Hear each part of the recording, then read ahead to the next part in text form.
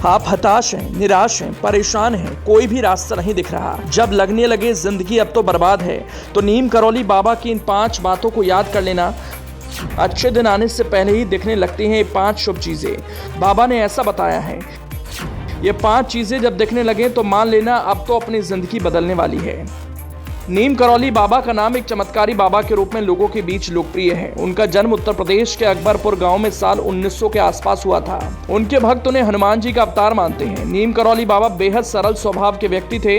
आज भी उनके चमत्कारों के किस्से कहानियों का जिक्र लोगों के जुबान पर रहता है। नीम करौली बाबा ने इंसान के अच्छे दिन आने के कुछ अद्भुत संकेत बताए हैं।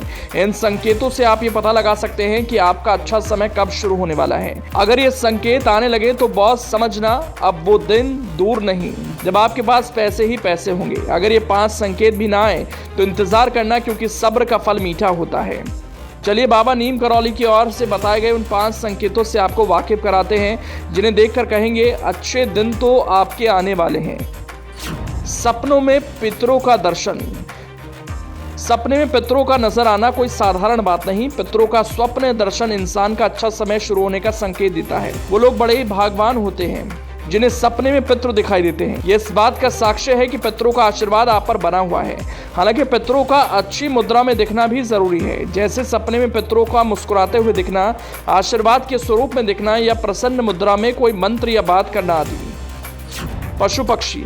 अगर आप जीवन में किसी कठिन दौर का सामना कर रहे हैं या बहुत असमंजस में हैं, तब पशु पक्षियों का दिखना, उनके घर के द्वार पर आना बहुत ही अच्छा और शुभ संकेत है। अगर गौरैया या चिड़िया आपके घर में प्रवेश कर लेती है और वहां कुछ समय तक ठहरती है तो इसे बहुत शुभ संकेत समझा जाता है। ये जीवन में सकारात्मक बदलाव का संकेत है। जीवन में चल रही परेशानियां जल्द ही दूर होने वाली हैं। प्रत्येक मोर्चे पर सफलता मिलेगी। जीवन में लाभ और उन्नति के अवसर प्राप्त होंगे। भक्ति के दौरान आंखों में आंसू। अक्सर मंदिर में जाते ही लोगों की आंखों से अश्वधारा बहने लगती है। ईश्वर की भक्ति में लीन लोगों की आंखों से आंसू निकलने लगते हैं। ईश्वर से एक खास तरह का जुड़ाव महसूस होने लगता है। ये इस बात का संकेत है कि ईश्वर ने स्वयं आपको पुकारा है। ईश्वर चाहते हैं आप मंदिर आएं, उनके दर्शन करें और पूजा पाठ के बाद आशीर्वाद लें। ऐसा अक्सर तब होता है जब इंसान बहुत ज़्यादा परेशान होता है और उसे इन मुसीबतों से बाहर आने का कोई रास्ता नहीं दिखता। साधु संतों का दर्शन। यदि साधु संत के दर्शन आपको हो जाएं तो समझ लीजिए बहुत जल्द आपकी सोई किस्मत जागने वाली है। इन्हें ईश्वर द्वारा भेजा गया देवदूत माना जाता है।